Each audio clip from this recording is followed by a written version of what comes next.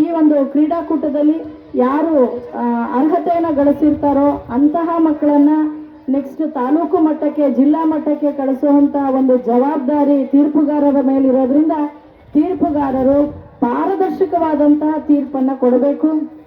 ಆ ನಿಯಮಗಳ ಅಡಿಯಲ್ಲಿ ನಾವೇನು ಮಕ್ಕಳಿಗೆ ತೀರ್ಪನ್ನು ಕೊಡ್ತೀವಿ ಅದನ್ನು ಇನ್ನೂ ಹೆಚ್ಚಿನ ರೀತಿಯಲ್ಲಿ, ಯಾಕೆಂದರೆ ಮುಂದಕ್ಕೆ ಹೋಗ್ತಾ ಹೋಗ್ತಾ ತಾಲೂಕು ಮಟ್ಟಕ್ಕೆ ಟಫ್ ಆಗ್ತಾ ಹೋಗುತ್ತೆ.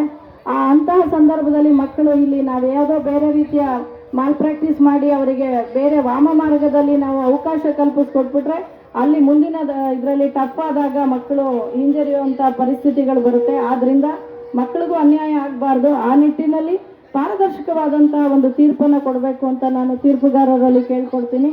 ಮತ್ತು ಎಲ್ಲ ಯಾರು ಉಸ್ತುವಾರಿ ಶಿಕ್ಷಕರು, ದೈಹಿಕ ಶಿಕ್ಷಣ ಶಿಕ್ಷಕರು ಬಂದಿದ್ದೀರೋ ಅವರೆಲ್ಲರೂ ಕೂಡ ನಮ್ಮ ಮಕ್ಕಳನ್ನು ಜೋಪಾನವಾಗಿ ಅವರವರ ಜಾಗಕ್ಕೆ ಸಂಜೆ ತಲುಪಿಸೋವಂಥ ಕೆಲಸ ಮಾಡಿ, ಇಲ್ಲಿಂದನೇ ಬಸ್ ಹತ್ತು ಅಂತ ಕಳಿಸೋದಿರ್ಬೋದು, ಅಂಥದ್ದು ಯಾರೂ ಇಲ್ಲ ಅಂದ್ಕೊಳ್ತೀನಿ ದೂರಕ್ಕೆ.